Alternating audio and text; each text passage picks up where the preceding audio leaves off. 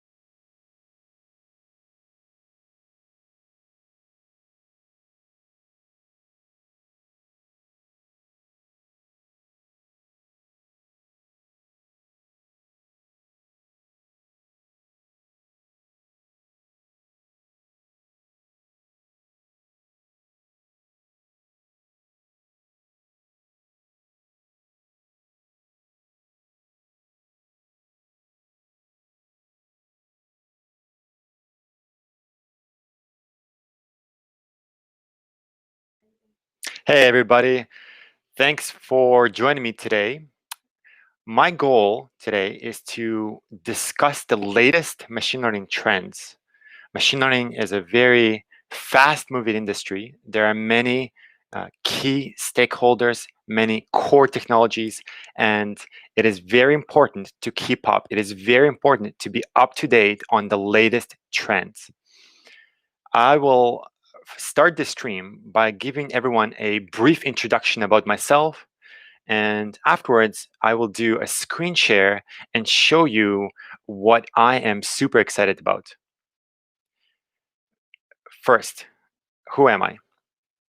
I began my career in software, and I quickly realized about 7 years ago that AI and machine learning would be the future. AI and machine learning would allow companies around the world to leverage data and derive insights and create systems that were far more intelligent than simple if then logic. I realized that it's crucial for companies to adapt these technologies. And as the result, I created an agency about 7 years ago, helping companies around the world to leverage AI, to leverage machine learning into their workflows. Now I am the founder CEO of Produvia, and I partner with companies around the world to leverage these exponential technologies and create data-driven and more specifically AI-driven solutions. On this live stream, you will learn how to leverage machine learning, how to leverage AI by analyzing the latest trends and applying those trends in your team, in your company. I will do a screen share and share with you what I find fascinating, what I find exciting this month. But I remind everyone that this is a live stream. And if anyone has a question, if anyone has a comment, feel free to post on YouTube and Twitch. Let's get started.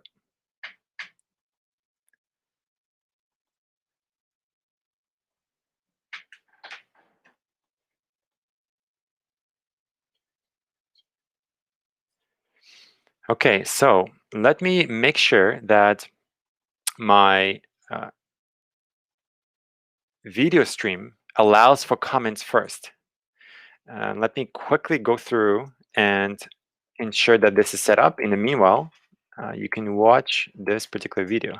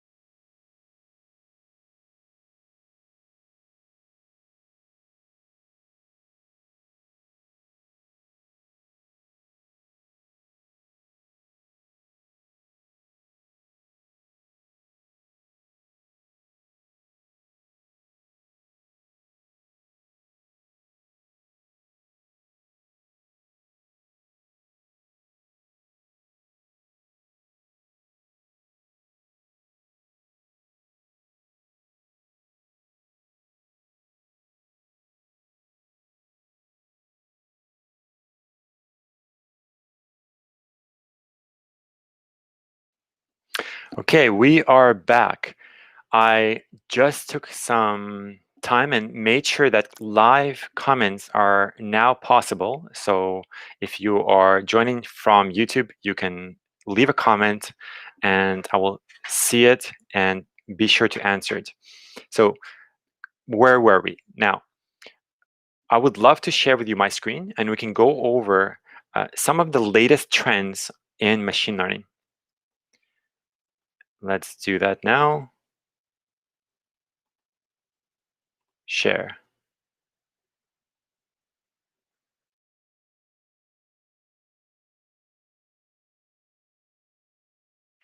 Bear with me while I set this up. You should see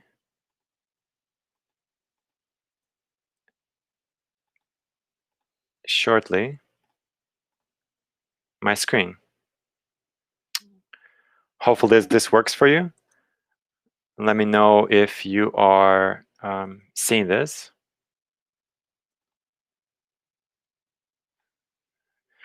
It looks like there's still some technical issues. Mind you, again, this is a first live stream, so keep in mind that this is expected. And uh, let's figure this out. I think the issue is related to my macOS having permissions to do a screen share using Chrome. In the meanwhile, you can watch another video until I figure this out.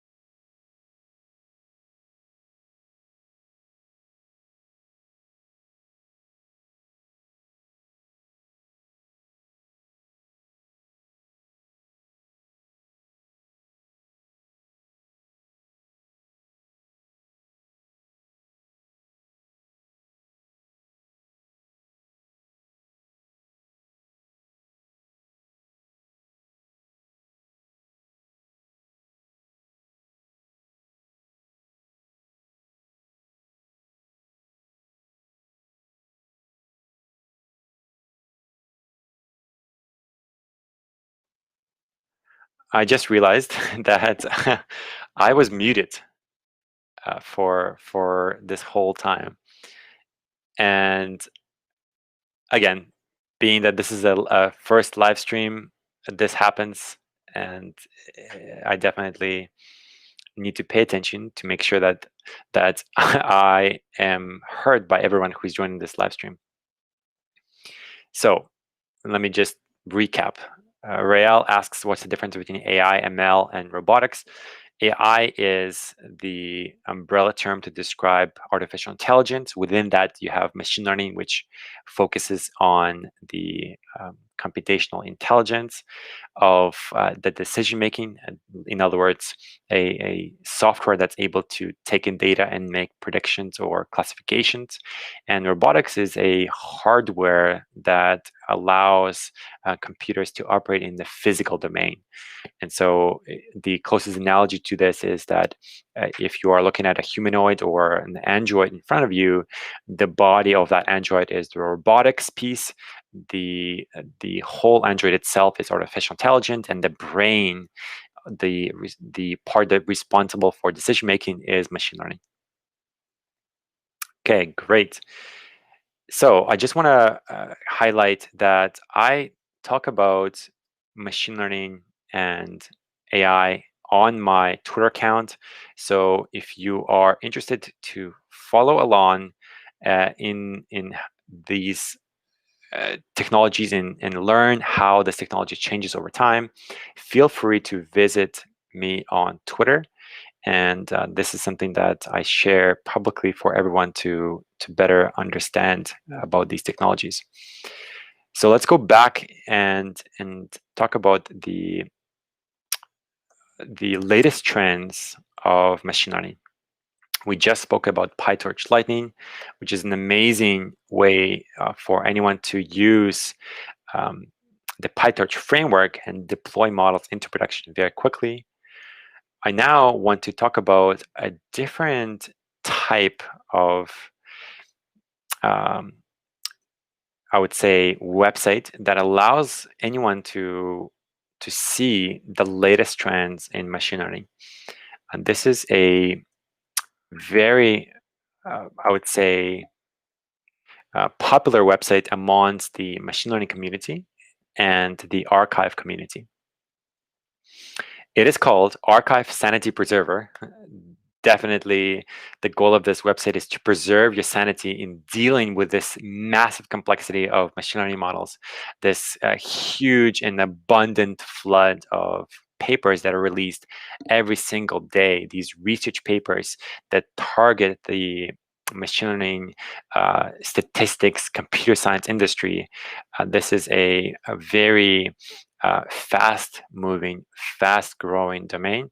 And so the archive Sanity Preserver is meant to highlight what are some of the most hyped research papers. In this case, we're looking at the top hype papers of the last month. But you can also look at the most recent machine learning papers and the most discussed machine learning papers as it relates to this particular website. Now, the goal of archive, and let me just bring that up on the screen here, archive.org, is to focus on preprint or help the community to get their word out faster by allowing them to pre-publish their research papers into the community and allow them to get ahead, connect with like-minded researchers, and make their work public today. Archive is an amazing resource that's freely available by Cornell University, and this is one of the core places that the machine learning community uses to spread the word, to spread their latest work, and to make sure everyone is keeping up to date on their work. Archive is a resource that researchers use primarily. But the best part about this community is that this is a resource, an archive, if you were, of research papers that anyone can use, right? And because it's public, because it's open source, rather open access, this means that teams, researchers, developers, practitioners, leaders, and individuals who want to leverage AI can use. And this is how you can stay up to date on this amazing and fast evolving field of AI.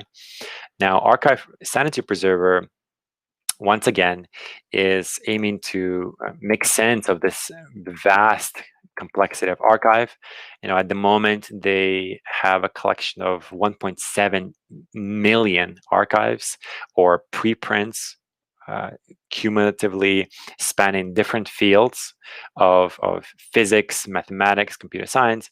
But in our case, what we want to do is we want to really focus on a few that are related to machine learning. So machine learning is a core focus of ours. But nonetheless, we also have other types of categories within the archive that are quite useful. One example is the AI category that is very related to machine learning, and others are also here, and they are computer vision and pattern recognition. This is a visual component of machine learning. And I'm also looking for one more. There it is, the computation and language. So the top four that I personally love is AI, computation, language, computer vision, and pattern recognition, and machine learning. These are four categories within Archive that are very useful. And what Archive Sanity has done is they rather this particular website built by Andrew Karpathy, and you can learn more about Andrew online. You can use this particular website and you can stay up to date on multiple categories within Archive, including machine learning, like I've discussed, including AI. You have language and computer vision. So these are all different types of categories that Archive Sanity has focused on. And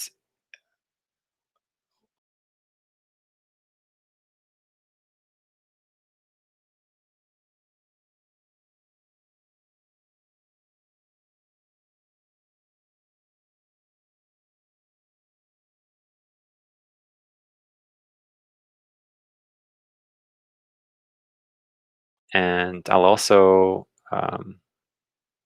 let's do a zoom out. There we go. So this allows you to see both my face and the particular screen share at the same time. All right. Again, this live stream is discussing the latest trends in machine learning. And one way to notice trends is to look at the research papers that are related to machine learning that get the most social media attention. Within Archive Sanity Preserver, we can see that there's a section called Top Hype, and we can quickly narrow down for the last month what are the top papers mentioned on Twitter. This is a very promising, very, I would say, amazing way to keep up to date on the most popular research papers as they're related to Twitter. And you can see right away that we have different types of models. We have rather different types of research papers being published. Fourier neural operator for parametric partial differential equations. Some individuals go very deep, and they are looking at how you can improve state-of-the-art performance in neural network methods.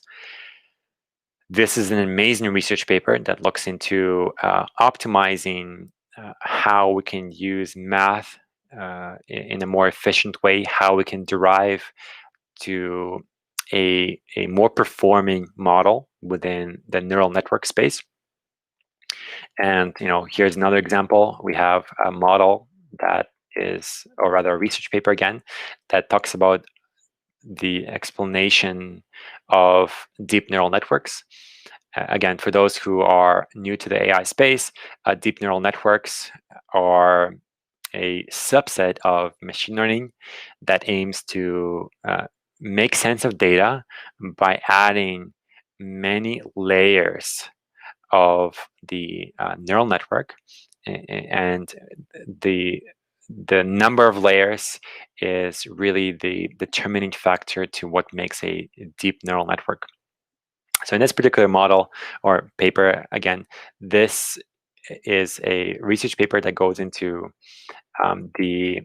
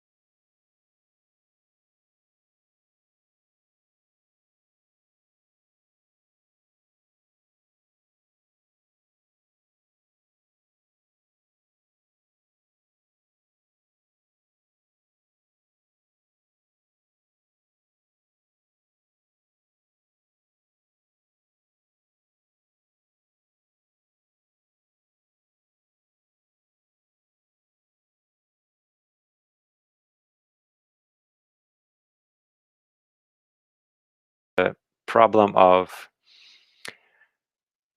the databases. So machine learning models or neural networks, which are used synonymously, often require big data sets, and leveraging data sets in the most effective way is one of the core challenges of the community. And so traditionally, models have used data that's stored in a very traditional database. So think of data being stored in a data set, and that data set is very similar to what you visualize when you open Google Sheets or Microsoft Excel. That data is often stored in rows and tables. That data is often relational, meaning that you have a one particular data set that perhaps stores user data. You have another data set that perhaps stores client data and or some sort of observational data about its users, and that data is often relational in that you can correlate one data set to the next. And with this particular approach, that data is often stored in a dynamic data set like MySQL or Postgres. And that data is usually created in such a way that developers and practitioners can use it, and that data is often created to solve simple problems. The challenge with traditional databases is that they're not optimized for machine learning. And machine learning is an industry that is um, it's a little bit different in how it consumes data and in how it's able to um, use data over time. And so this particular group has created this research paper, and what the question is, can we develop better data sets? Can we develop better databases that uh, can be used by practitioners to develop better models? And the answer is yes. In this particular instance, the team has created a database system called NeuralDB. NeuralDB is a neural data set in this case, and it's really aiming to create a data set that has no schema. Schema is structure within a data set, and this particular data set is aiming to focus on natural language or natural language processing type of tasks. This is a really amazing focus, because natural language processing, or NLP for short, is a very powerful and yet very trending topic within the community of AI. NLP allows anyone to leverage language, and NLP allows anyone to leverage the computation of dealing with languages. So coming back to where we are now, we went through Archive, Sanity, Preserver. We discussed 3 research papers that I wanted to highlight briefly for you. The Fourier neural network, neural operator for parametric partial differential equations, explaining deep neural networks, and the neural databases. But I also want to bring your attention to that the research papers are often a great way to get ideas. They're often a great way to learn the latest trends and learn the latest technologies being used by the community, because they oftentimes are dealing with the latest technologies to solve the latest industry problems. Often academia is driven by grants, and grants are driven by the perception of value and the perception of the technologies. And so when you have a researcher or a team of researchers create a preprint, publish it on archive, that is one of the best places for the community, for the rest of the world, to use these events, if you were, and be up to date on what's happening in the community. Great. So we discussed a couple of websites so far. To recap, we talked about GitHub, we talked about Archive and Archive Sanity Preserver. And now I want to bring your attention to 2 more resources. And again, for those who are joining, I am discussing the latest trends in machine learning. And I am welcoming all questions. I'm welcoming any type of statements or comments that people have about AI and machine learning. And if you are interested, feel free to check out my work on the AI space. I publish regularly, and I talk about AI on my uh, website's blog. So I'll quickly type for you the link for the blog, and feel free to check it out. And this is a great way for you to keep up to date on the latest uh, developments. This is the link to my blog that I used to write, and where myself and others discuss the latest trends in AI. And Produvia, for those who are new, is a agency. We are partnering with companies around the world to develop machine learning, deep learning, computer vision, and natural language processing models. And we do so by leveraging clients' data and applying various algorithms, various methods, various techniques of computer science, of artificial intelligence, and bringing massive value to individuals who are interested to leverage these technologies.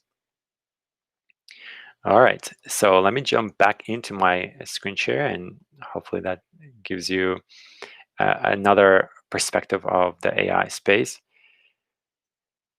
Perfect. We are now looking at one of my favorite websites for AI space called Papers with Code.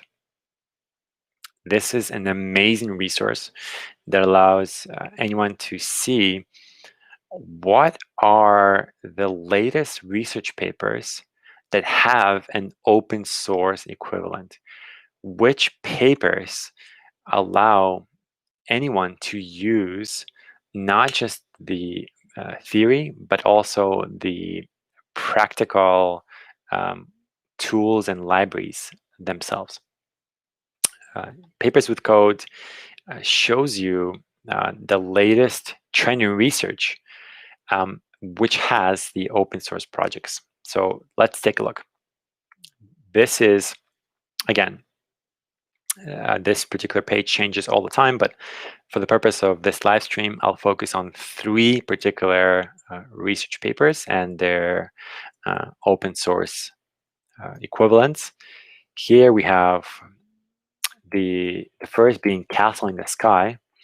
This is an amazing research paper that allows anyone to better understand a couple elements. So let me just scroll down and show you this GIF. Hopefully you can see on my screen.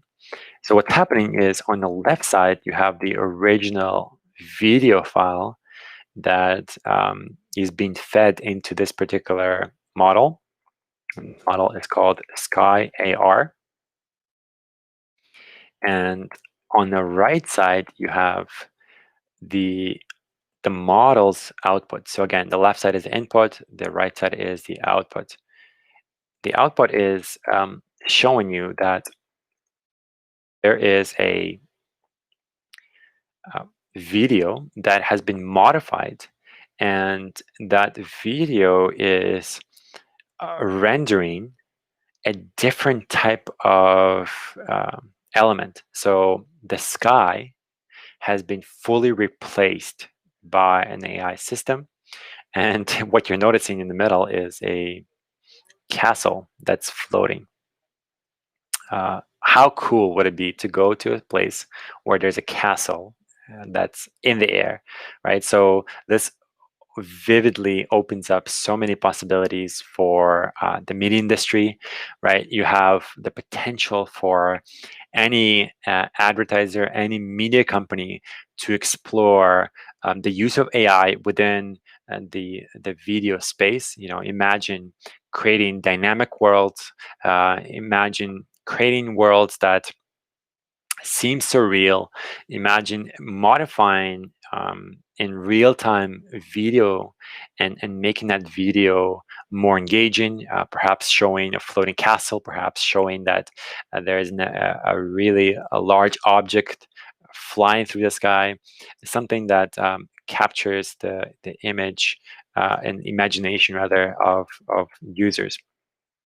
So in this case, we have this particular project. It's uh, available for anyone to read and learn on Archive. So I'll jump into Archive for a second.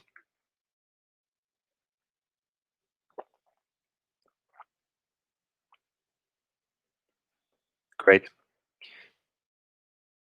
So Castle in the Sky, as you can see, this research paper has 11 pages, and it shows you that it's able to really change any particular image or video rather from left to right. It's able to go from day to night.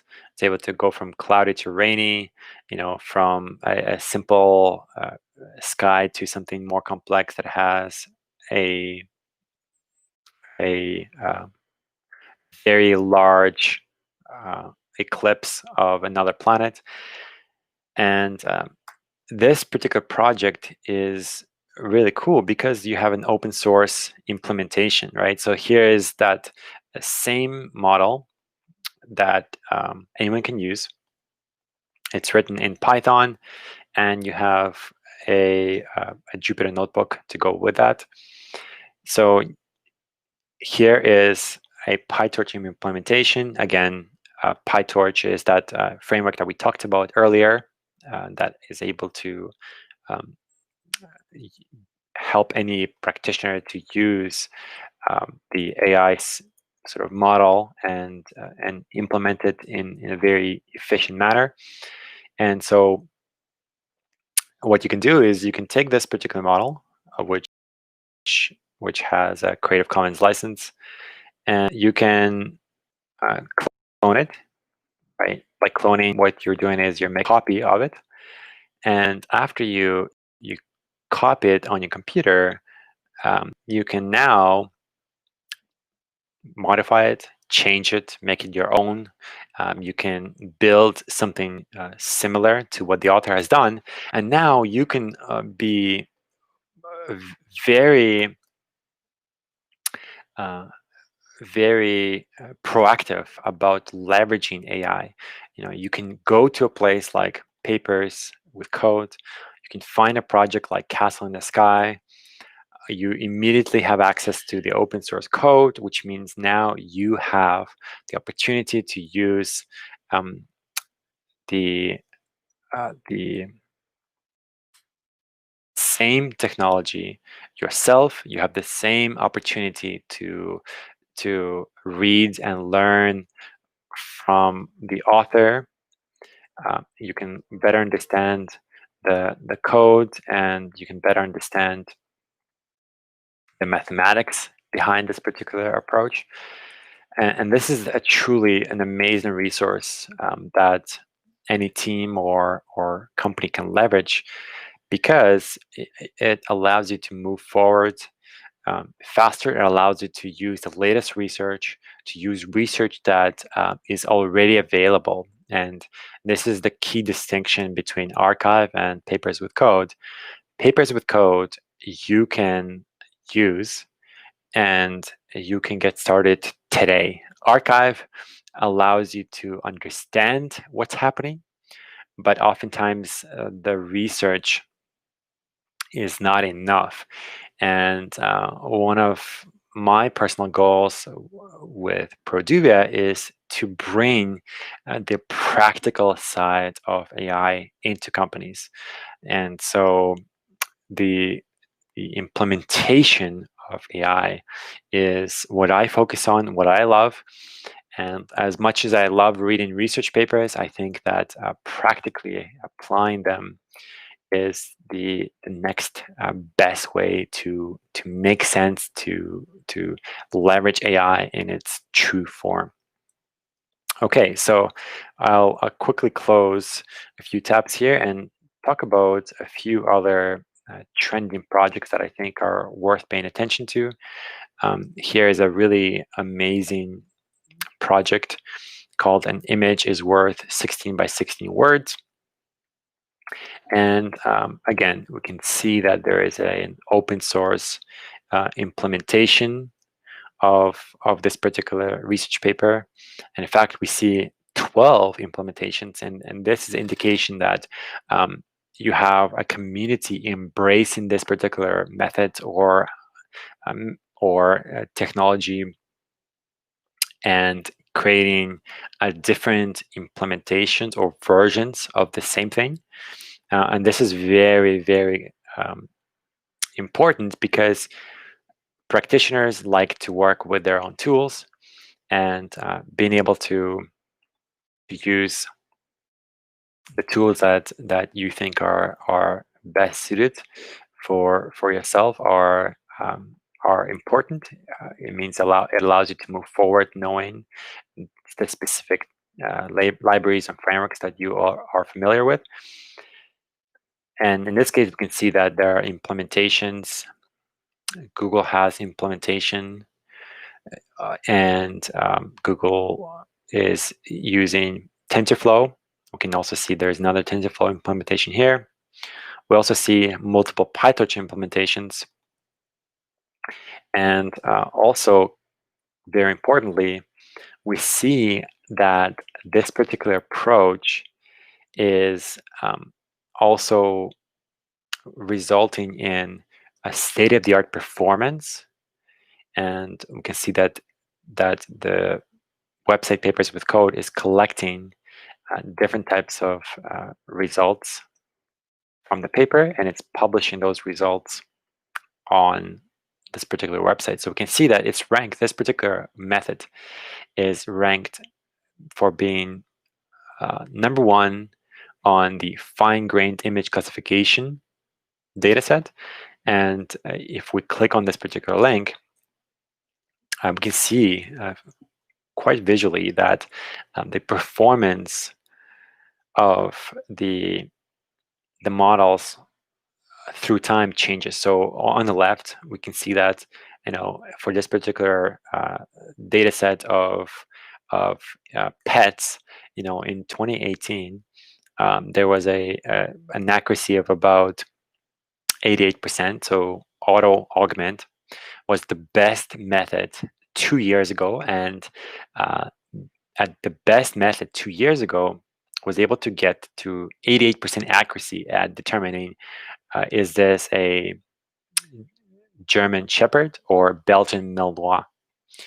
Today, we have this new method, and this new method is much more efficient. It's able to get to an accuracy of 97%. So this is truly a groundbreaking technique in that it, first of all, achieved state-of-the-art performance. We can see that here and here. And both of these models, as they're called, are just showing you how far the technology has come, right? So we're talking about the technology that has in 2 years improved from 88% to 97% in accuracy, meaning today for every 100 pictures of dogs, the models, the AI solutions today can solve and accurately classify or categorize 98 of those dogs, and that's just found fundamental in our ability to rely on these models, to trust them to do what we do as humans naturally. Let's talk about the importance of this particular paper, and we're going to wrap up this live stream in a couple of minutes. But I want to bring attention to a few other elements of papers with code, which I think everyone will find useful. The first being that you have a task section within this papers with code, which shows you that this particular paper is being used to solve different tasks. And the community has chosen to really pay attention to two: image classification, or the ability of machine learning models to categorize images based on what's being shown, and fine-grained image classification, which is the ability for these models to be much more specific to not what's inside the image, but perhaps what's inside a region or what's inside a pixel. And so imagine asking a computer, hey, what's in this pixel? This is the fine-grained image classification that is able to answer that question. Again, this research is fully public through the 12 implementations. And so all a practitioner must do to use it is to go on any particular model through the GitHub. They simply need to go to the code section and they can create a clone or a copy of this particular open source project, which means now anyone can use this same model within their own team, company, or any other dynamic.